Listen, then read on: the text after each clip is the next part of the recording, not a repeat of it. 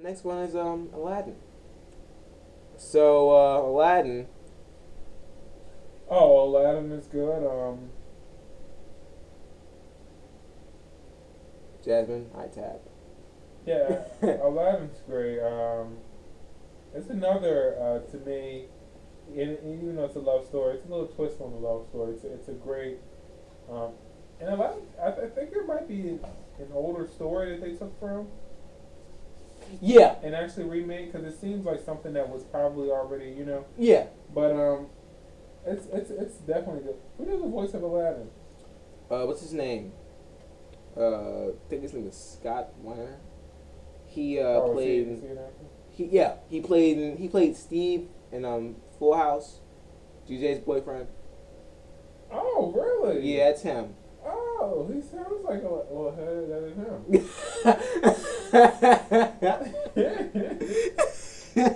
Wait, Wow. sounds like well, that is him. Steve. Wow. Nice, nice. Very nice. It's a shame. Anyway. Um, yeah, Aladdin's another good movie. Like I said, a little twist on the love story with the genie and Jafar, and I love it. It's another classic I can watch, and it's funny. Mhm. Robin Williams. It makes you think that you wish Robin Williams was a genie in real life. Yeah, he was the funniest crap. But because if you have a guy and he's saying, "Oh, how about a flamingo? Oh, and again," if that stuff starts, but then again, if that stuff starts popping up while he's talking, that'd be awesome. Hilarious. But when you don't have that stuff, he just looks like a crazy guy. Oh, I'm sitting in a baseball diamond. No, I'm not. No, I'm flying on an eagle. Oh. I mean, he's just kind of. I'm at between everything. Is oh. Oh yes. Oh yes. Oh yes. She smells like Boxburg. Oh, Boxburg, yeah. How's he gonna do that while using the makeup of Mrs. Doubtfire? Yeah, she's not like Boxburg. Oh, Boxburg, yes. That would have been hilarious though. But really, like Aladdin, I mean. Sorry. But I mean, Aladdin. I liked it. Really good story. Really good story. Really good story, good characters. Again, another good voice cast. Yeah, I don't know. I forget the name of the dude who played Jafar, but he looks like him in real life. Nothing bad you can say about Aladdin. It is very standard, and it is very kind of the normal love story you would say. But it's great. It's told in a great way, and it's funny. Like I said, Robin Williams to me is the star of the whole thing because everybody's just kind of straight, and but Robin Williams he's the most tragic character, the funniest character, and he's kind of just like other than Aladdin, he's like almost the main character of the thing. Most tragic character because he constantly is like getting like. He's been in those he's been in those shackles for like how long? For like thousands of years, and he finally gets a good master. And what happens? Smack dab right around the end of the movie. Spoiler alert! Smack dab right around the end of the movie.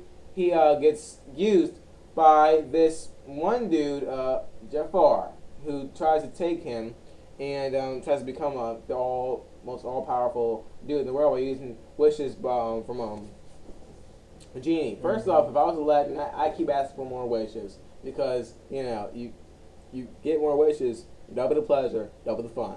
But I do like and again, Aladdin might be one of the beginning movies where they started to mix hand-drawn animation with computer-generated. Whoa! No, that was a Little Mermaid, bruh. Little Mermaid? Yeah. How? The steps. Like she was walking down the steps. Remember that part? She was in Prince Eric's house, and she walked down his steps. What is that? Little Mermaid 2? Little Mermaid 1. Say, like I said, that movie's blurring me. Aladdin used a lot of it though with the cast. Oh, and Beauty and the Beast too. When? What's what? The meet our guest part, and when they were in the ballroom, which was like the biggest thing they were talking about the ballroom part. They use CGI. They used CGI in the ballroom. Oh, the ballroom. Yes, yes. Okay, forgive me. Which animation was incredible. I'm just thinking about the tiger head that came out of the ground on the sand. Yeah, that was awesome. Was waking me from my they did draw that. They did draw at the beginning. We're gonna draw that, but then they said no, we're just gonna make this computer generated. It came out good. It came out real good. You know, so. And did you know that the carpet was actually hand drawn, and they actually put the computer generated markings, like I guess the paint, like the fabric on, because they were gonna draw all that on there. That's just too hard to draw. Yeah, and and not only that, but it's definitely an iconic movie. It deserves to be in the Renaissance. I mean, everybody remembers the Magic Carpet Ride. Everybody remembers the Part of Your World. That song. Our Whole New World. Is it A Whole New World? Whole New World. I'm sorry. But I'm going crazy here. But I mean, it's a good song though. Really good song. Everybody knows that song, and I know even Family Guy spoofed it or something. They spoofed that. The Taliban guy shooting at the. Yeah. Beauty and the Beast, they spoofed that. Once Family Guy spoofs you, you just know you're big. Your pop culture, but yeah, it's definitely one of the good ones. What's next? Let me come on with that. I love the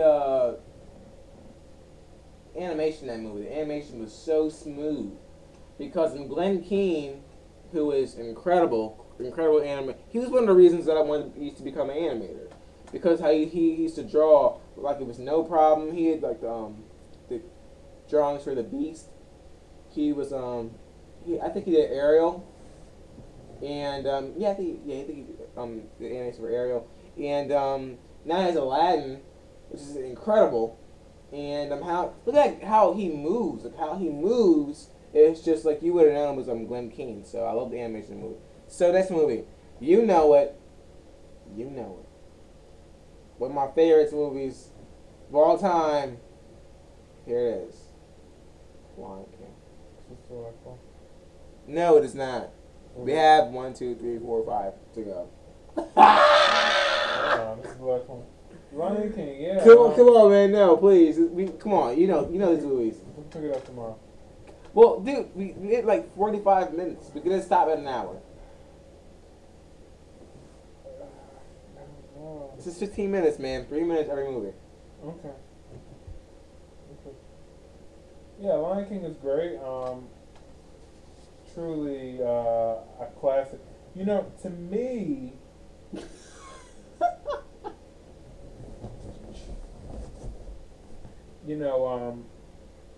should Beauty and the Beast have gotten the Best Picture Award nomination, not Lion King? Probably not.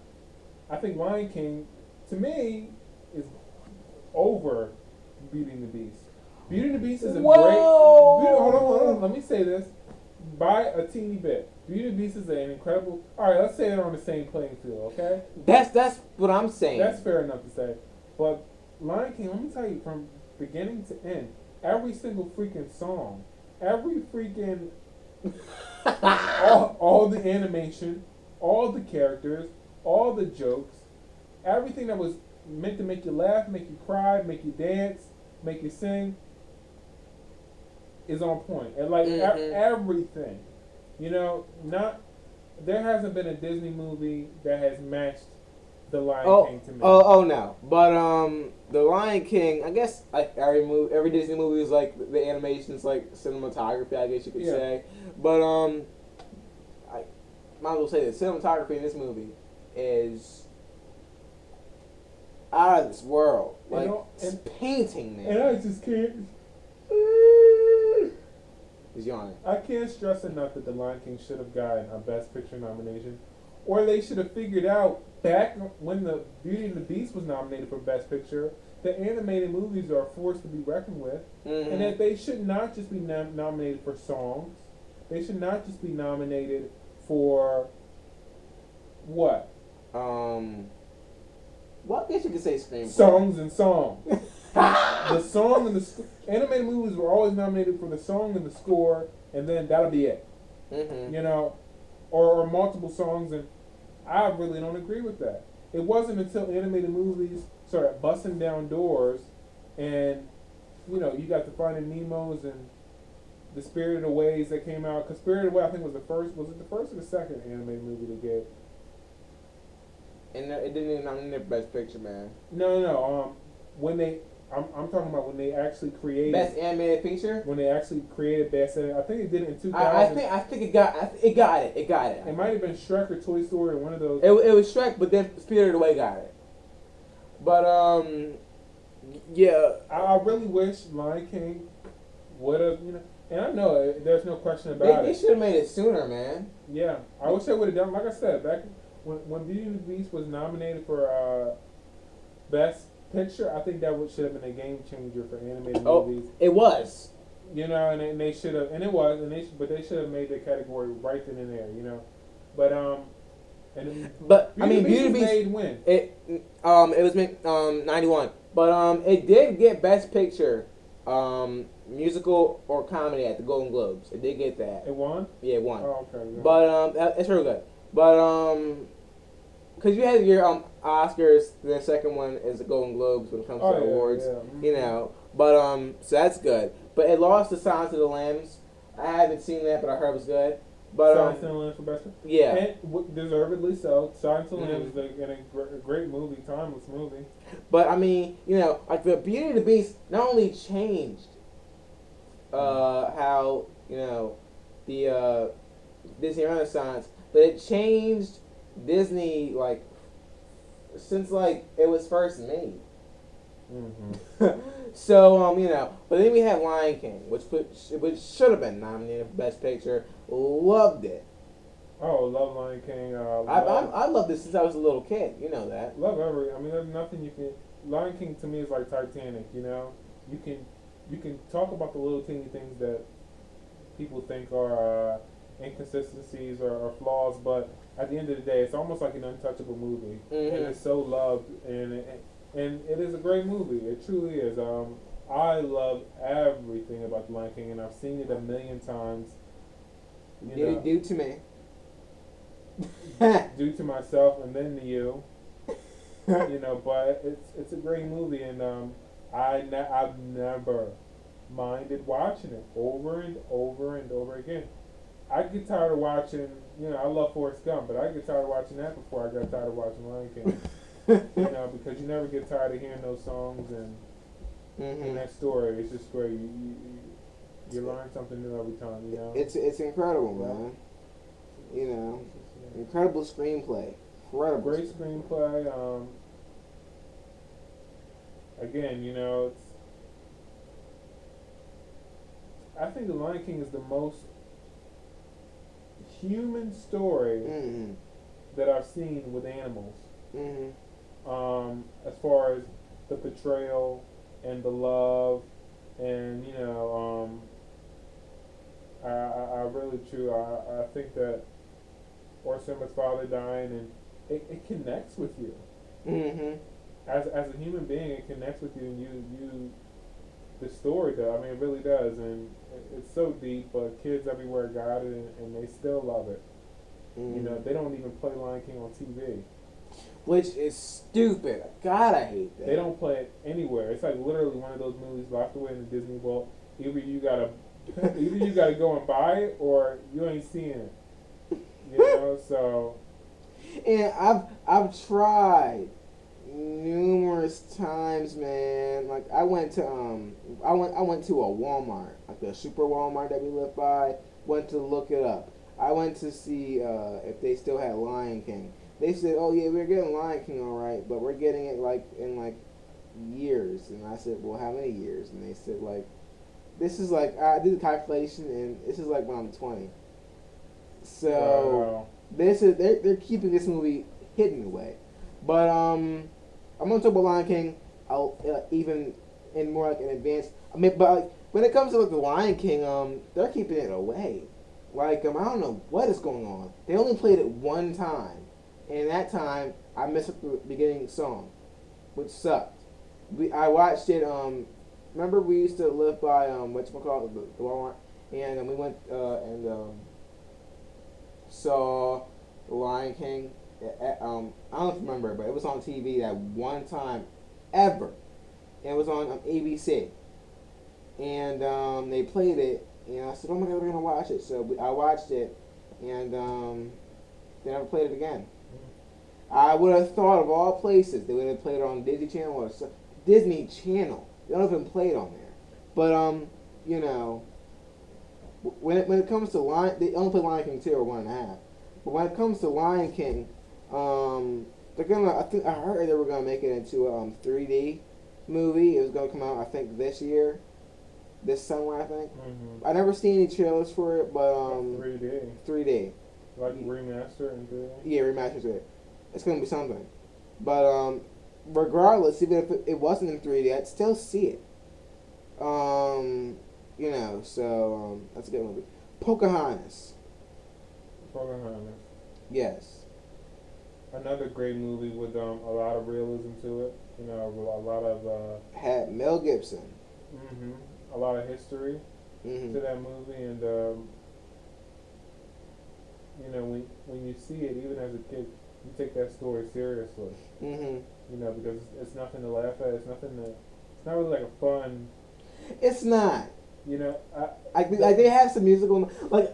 And can I say this one more thing? Because me and you did this review like the other day. It was like an hour long, which I think this probably will be.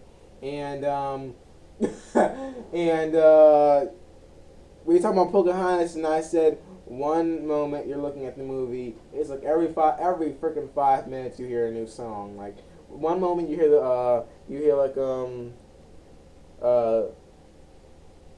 like let it flow upon you like the waves upon the sand. And next minute you hear savages, demons, devils, kill them. You know, little wooden boy. A little wooden boy. But I mean, you know what I'm saying. But and just like you know, well, I'm not gonna say just like Aladdin, because the Aladdin takes his time. The difference between Aladdin and Pocahontas music wise is that Aladdin, I remember all the Aladdin songs. I mostly remember there is a standout song, which is Prince Ali, but there's a standout song in every movie. No, I was gonna say A Whole New World. But you know, there's a standout song in every movie. If you go to Tarzan, what's that song? He'll Be in My Heart. You'll Be in My Heart. Which is in not every standout song is in the beginning of a movie. That was in the beginning. You know, or matter of fact, that one song. Yeah. We're not gonna talk about that one song that was shunned. We'll get to that. But what were we talking about here? We're talking about Pocahontas. You're like, what we talking about here? Pocahontas. I literally only remember that one song, "Colors of the Wind," and that song is a huge song. It's a huge. I mean, people remember that song. It's huge, you know, and it sounds very Native American. It's a great song. I mean, it is truly well written, and I don't know if it won any awards, but I'm pretty sure it did. Like the title of the song is awesome, "Colors of the Wind." You know what I'm saying? And that's deep. And it's, I mean, the words in the movie are in that song, I mean, are so deep. It's just like the earth is just a dead thing you can claim. It's kind of like, let me explain myself more clearly. When you see a movie with a bunch of musical numbers in it, bunch of musical numbers in it, you get tired of them, but not if they're good. You kind of don't care if they're good. And that's one way to tell if a movie has a lot of bad music. And if you're getting tired of the music and you're like, oh, not another song again, you're not going to sing on it. That's when you know that the music isn't really capturing you. But when you see a movie like Titanic, I mean, When you see a movie like, I'm just like tired of something. When you see a movie like Pocahontas, and you've already seen like 5 songs, and you're like tired of all of them, but then Colors of the Wind comes on, and you're awake, and you're like, what is this? That's how you know the song was good. Mm-hmm. You know, that's how you know. So, it was good. Love the animation in that movie. Mm-hmm. I love how they animated Pocahontas, especially. Because it was like it was a lot of realism to it. You know what I'm saying? Mm-hmm. Hunchback of Notre Dame. And I'm sorry how I like said it. Like I was saying something like Hunchback of Notre Dame. And Hunchback. It's another movie that I can't say that it caught my attention as much as all the other. You know, I would have never known about it if I didn't see it on the TV one day. You know, but I do know it's a good movie. I do know one thing too for a fact that the animation is very well done. Very well done. I do like the characters. There's not a whole lot I remember about that movie except for the gargoyles and they can come to life and they were funny. They were funny. Yeah. I like the one it was like I love the music in it. Love the music. So Esmeralda, she's a gypsy. Yeah, she's a gypsy. What does that mean? She is like a person, not so much like a soothsayer. I guess you'd call it like do any of the gypsies around her possess powers or that's the thing. They like it seems like in the movie they do witchcraft and stuff, but they're not bad people. But they're not bad people. They're not bad people. They're good people. Mm-hmm. They love to entertain. Okay. It's just because you know she's a dancer and she dances well.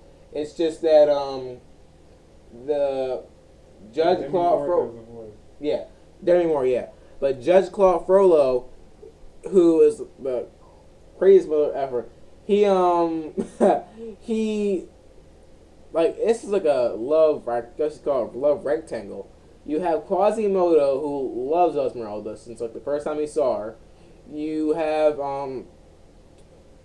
Phoebus, who Esmeralda doesn't really like, but he has feelings for Esmeralda, Phoebus. And then you have Judge Claude Frollo, who hates Esmeralda, but then again, he loves her too. And you know, yeah, he's like some crazy pervert, some man of God. He hates her when she doesn't give him what he wants? Yes. Okay. Yes. Thank you. But he loves her because he's trying to get with her. Yeah, he's trying to. He even sings a song about her. It's called like I'm trying to tap.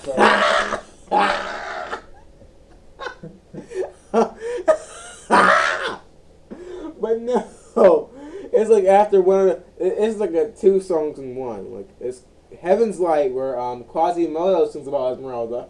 You have then right after that song you have Just Claude Frollo in the church with like them singing like these church people singing hymns in the background, which works because Alan Menken did the music of this movie. Alan Menken, you know him, did music what for other movie music has he done? Little Mermaid, Beauty and the Beast, Aladdin, Tangled. I think he did Mulan. I think he did Hercules, but he did music for this too. I remember him working with choir, and he's won quite a few, and he's good. Hunchback of Notre Dame, he did really good on the music. Hellfire was Judge Claude Frollo's song. He was singing about Esmeralda too, and wow, big coincidence. 2 songs, one about Esmeralda. But I love that part. Love that. I always watch that part. It may be like a real creepy part because you know he's like this real like old creepy guy, and you know he has 0 chance with her because she hates him. But she really hates him. But like she even like And like at the end of the movie, you see her, which is like a first Disney movie. You see her spit in his face, and cause like he has her like tied to this huge like long like log, and like they're trying to like burn her. He's like he says this like they have fire under her feet, and he's like you have one choice, either choose me, or you do this. What is he? He's a judge. Jeez, judges were like kings, huh? Had all the power. Judges have power. Like I tell you. But with power. Like if you seen Sweeney Todd, you would have known about Judge. That's what makes me think. Judge. Sweeney Todd. Sweeney Todd. Sweeney Todd. Or the judge on Perfume, like I was telling you. Like, Yeah. Judges had power back then. I wish I would have judged. Man. But I mean, because judges now, it's like something that you don't even really worry about. But back then they were the craziest motherfucking things. But anyway, Judge Fluffer, he's like, either choose me, or you can do this. And she's like, in return, she spits in his face. She's like, spits in his face, and then he's like, ah. You know, so he like sets the thing on fire, and you know, and Quasimodo, he has no chance of getting her. He's tied up in chains. He's wrapped in chains. He can't get her, cause you know, like, cause he, everyone knows what he did. Cause I guess he like hit her somewhere in his in the church. So he luckily breaks out of the chains, cause this dude's strong. He breaks out of the chains. I love this scene, like. He just like he gets like he gets some rope. He's like he's like he gets some rope and just throws it like somewhere.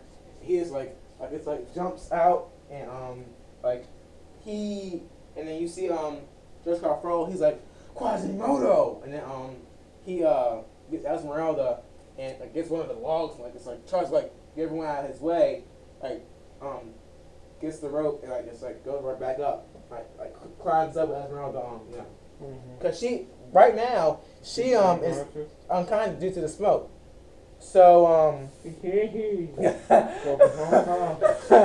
but you know she's oh my God, but she's unconscious and she can't see a thing, and you know that then it comes to, this is a long conversation, but then it's when it comes to the part where he's like he like gets the water and you know like tries to like get her awake, but he can't get her awake, and you know he breaks down and starts crying because he thinks that she's dead. You know she isn't making a move, she isn't moving anything. You know she isn't doing anything. So you know she's just there. Then Furlough comes back up. He's like tries to like you know like act like he's like sympathizing for like Quasimodo, and he's like this you know he's like you killed her, and he's like I had no other choice, but I'll end your suffering forever. And then Quasimodo realizes, and then he freaking gets he has a counterattack and tries to, well, he threatens Furlough, I guess you could say, not really threatens, but he's like, you know, he realized what he's done. He's like, dude, this whole time you told me that this world was a dark, cruel place, but now I see the only thing dark and cruel about it is people like you. Just just like Tangled. Mm-hmm. You know. Oh yeah. Keeping her in that tower by telling her that the world was scary. And yeah, like, come on, man. But you know, so in the end, Frollo he dies. He dies. He falls to, like, this pit. Like I tell you, man. They make lava. They make lava, and this movie is awesome. This movie is really good. But in the movie, they make lava. They have fire. They like have all this rock, and they you know they try to get everyone out of the out of their way. Mm-hmm. So lava is like spits out of Notre Dame, and it spits out of there, and they're just everyone, all the people are just leaving, and all the soldiers are just leaving too. So Frollo he dies. He falls into the fire and the lava, and Phoebus falls in love with Esmeralda, and they end up doing their thing. And in the end, Quasimodo finally goes out into the world and sees Paris, which is really good ending to the movie. Like, that's nice. it is nice. So he's kind of off on a new journey, and who knows, Yeah, it's a good ending. I love that movie. That's good. It's real good. What's next? Hercules. Hercules. Which is the whole reason we did this in the first place. Hercules, another one of my favorites. Really one of my favorites. Like, I love the music for this movie. I just have to say, I really do.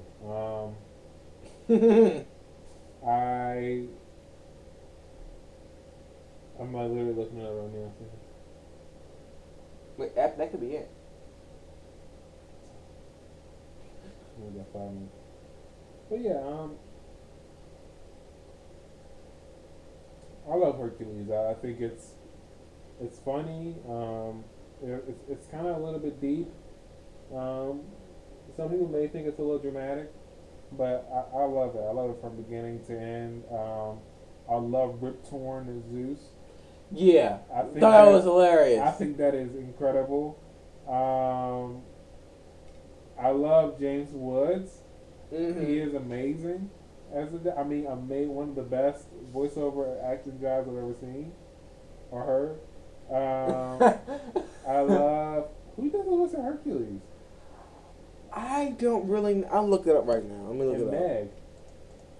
I know who she is, but I don't know who her name is. She played in some stuff. She was in Spirited Away. But she was. Yeah, you remember that part? Okay, I don't think she's a big actress or anything. His name is Tate Donovan. That did Hercules? Mm. Don't know. No idea who he is too. But Hercules was great. Yeah. It was very fun, very colorful. Danny DeVito. He's gonna be. Wait, was he already on Glee? He was on Glee. Really? Yeah. The guy with the black hair and the big eyes. I guess. I mean, his eyes are pretty big. Let me see. Is there a picture? There's a picture of him right here. Nancy Drew Premiere. Is he look familiar to you? Yeah, he played somebody's dad on something. But I know him. I think he might have played on the OC or something like that. I think that's actually where I remember him at. But Hercules, I love Hercules. There's nothing bad I can say about it. Keep talking about it. I love the music. Like I said, the animation is really colorful. Mm-hmm. I don't know, just kind of fun, and it wasn't too deep and dark, and it kind of kept a light side. Mm-hmm. It kind of did from beginning to end. And, love Danny DeVito. Love Danny DeVito. First of all, I love Danny DeVito in anything he's in. Almost like he kind of, even if something really horrible, he kind of brings a comedy and a good. There's Matt Frewer as Panic, and there's Bobcat Goldthwait as Pain. And I love those characters. They're hilarious. I love when they. I love when Hades is getting mad at Hercules getting so big and popular now, and they're sitting there with flip flops and a drink. I just thought that was hilarious. Those are definitely. I love that scene when he is fighting the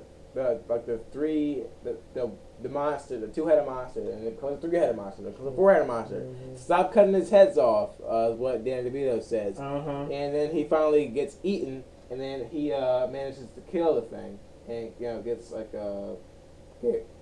comes out of the body, and you know, it's like all this like sort of goo on him. He's like, Phil, he did it, and you know, it's like he doesn't really know how to like act because you know this is really crazy.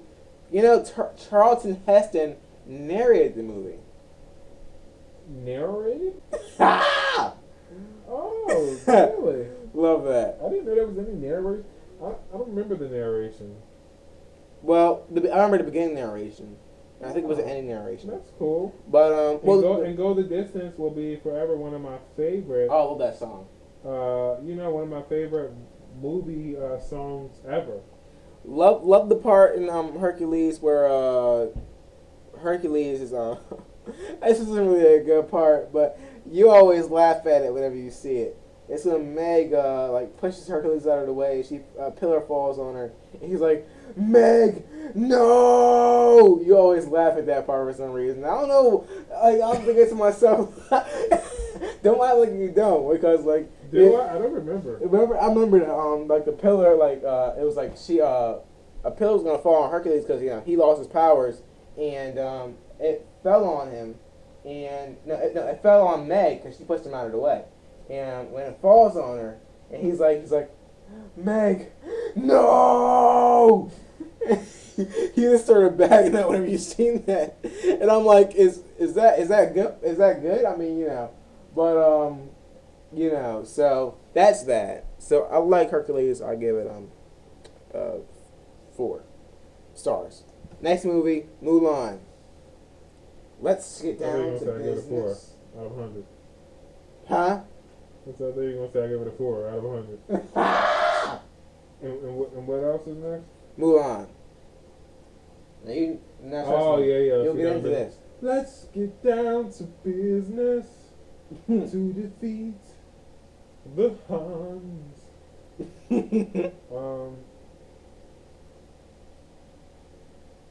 Did they send vaginas when I asked for balls? No. Well, he probably would ask for that because the guy who plays him is gay. The guy that plays. Oh, really? Oh, wow. He's gay. But I like Mulan. It's definitely deserves to be a part of the Renaissance. Oh yeah. Eddie Murphy, I think people finally realized he was capable of doing it. His capabilities as far as voiceover work goes, and how he probably should have been doing it. Oh yeah. And this is long before Donkey. I mean, when I was watching Mulan as a kid, I completely loved Eddie Murphy as that. He was Mushu. He was one of my favorite characters ever. I mean, I just thought it was funny and kind of. His voice is so loud and colorful. It kind of keeps the attention of the kids. It's really colorful. You know. I love his voice is just so distinct, and it's something so funny whenever he makes a joke. It's so funny because you know, and that boy's got scared to death. You know, I love it. Oh man. And you know, it's funny because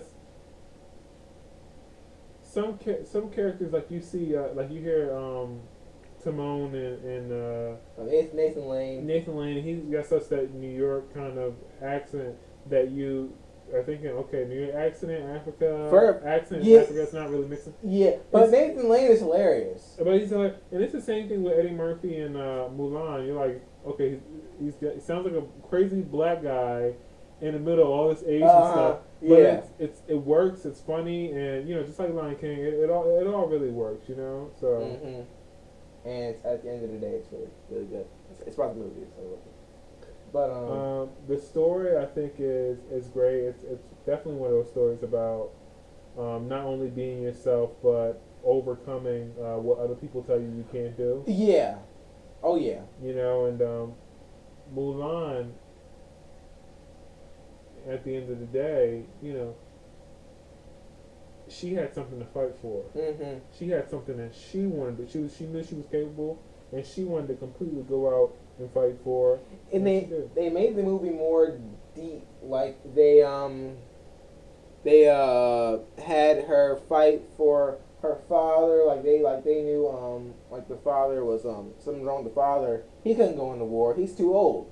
And they had her fight for the fight, like, cause she didn't want him to get hurt, so she's willing to go as far as, you know. And this chick is a chick who's like trying to like get honor for her family and stuff, and no, you know, and she's just like trying like she's the ultimate like girly girl. You know what I'm saying? Like she's really girly, and Who? Mulan. But then again, she's not almost. But I mean, cause she was willing to do that. Right, you know, she's trying to be, you know, a girl, and not that she's like a lesbian or anything, but she doesn't necessarily want to conform to what society says a woman should be. You know, and why can't a woman go out and fight for her family? You know, so I really enjoyed that about the movie. That one guy character, that big guy that's like the head of the other army. Yeah, he's scared. Oh, he's real scary. That guy is scary. I mean, he looks like a mixture between. I mean, let me do something. He looks like a mixture between Scar and Hagrid. Because how huge he is. Oh yeah, he's huge. And how. And he's just like somebody like he's so like tough that you don't know if anybody's gonna be able to kill him. Like he's just crazy. Like this is. I look at that dude's eyes, man. Like they drew his eye. They made him like Majin Buu eyes. And you know, like being out. And his voice. Who does the voice of him? I wonder. Wait, let me look it up. But he.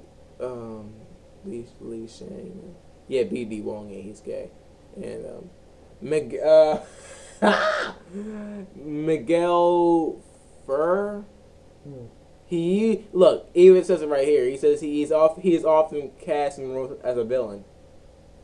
Let me see. What does he look like? No, they don't have a picture of him. I don't know.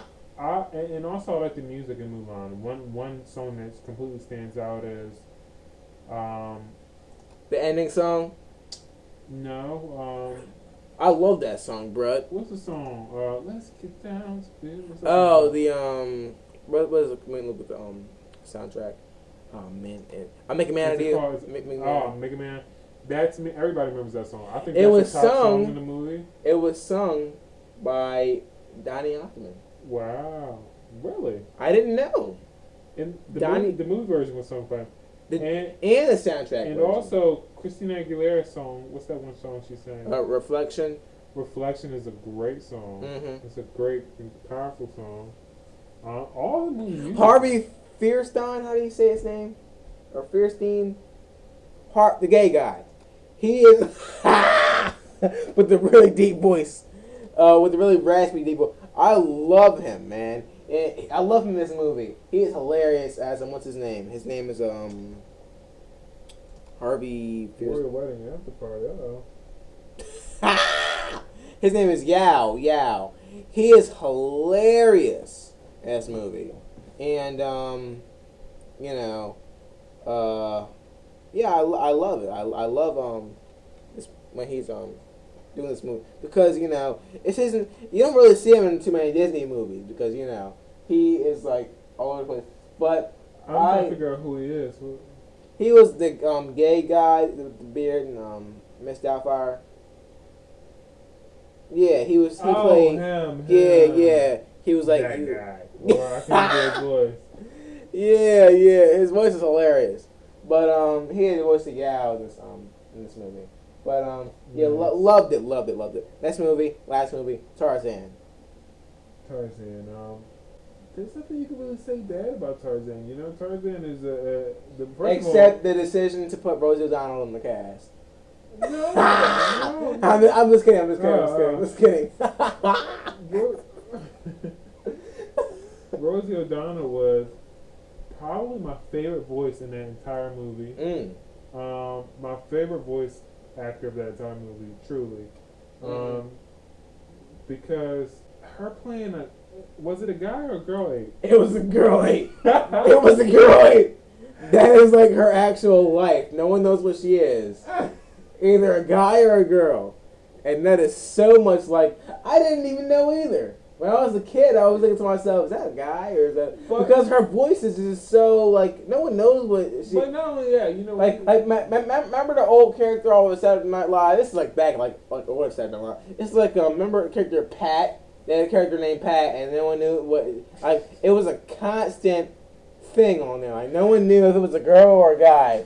And it was a, like, running joke on there, like, it was Pat, like, the voice, like, you know... Who played Pat? It's played by a woman, but I forget who she was, but, you know...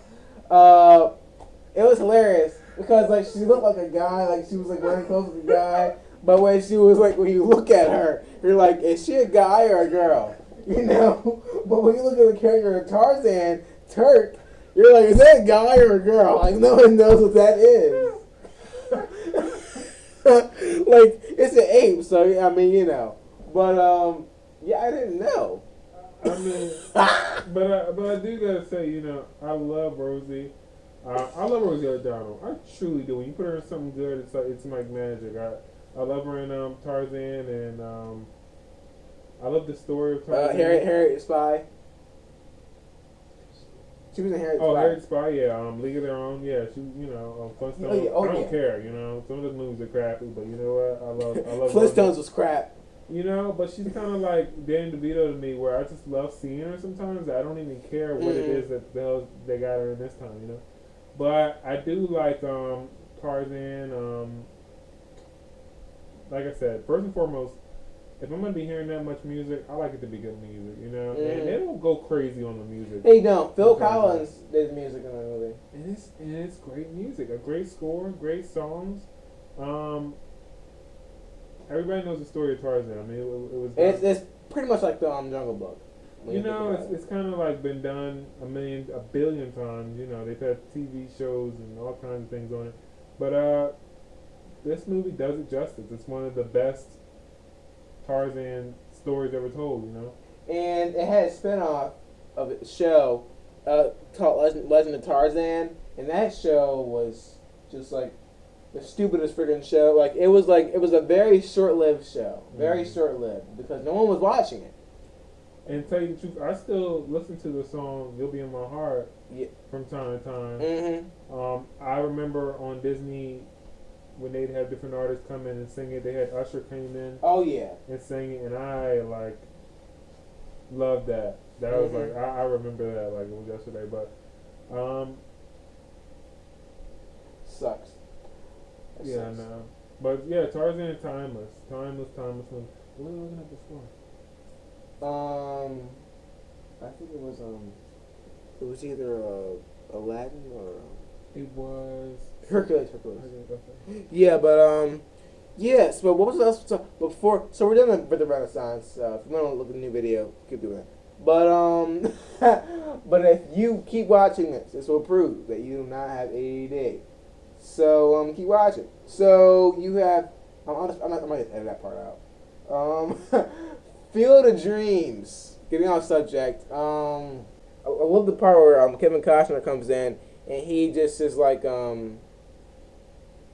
mean I'm pretty much just bringing this part up because I was gonna say I was gonna do it later. So but Kevin Costner just comes up and he comes in and he looks at James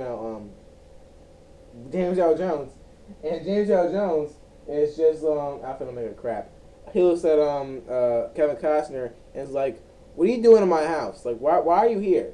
And he's like, he has him come in, you know, and it's like a little interview. He's like, you can't come in here. And he's like, has this thing, and or he says, you know, it's get out of my house. And Kevin Costner's like, he's like, you've changed. And then James Earl Jones is like, yes, I suppose I have. How about this? Peace, love, dope. Now get the hell out of here.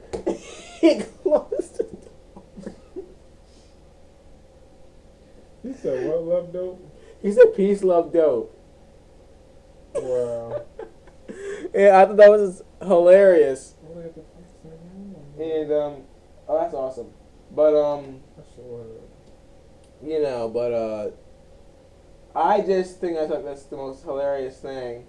So I guess I have to bring that up because but yeah, Disney Renaissance is something that it can never be is often imitated but never duplicated.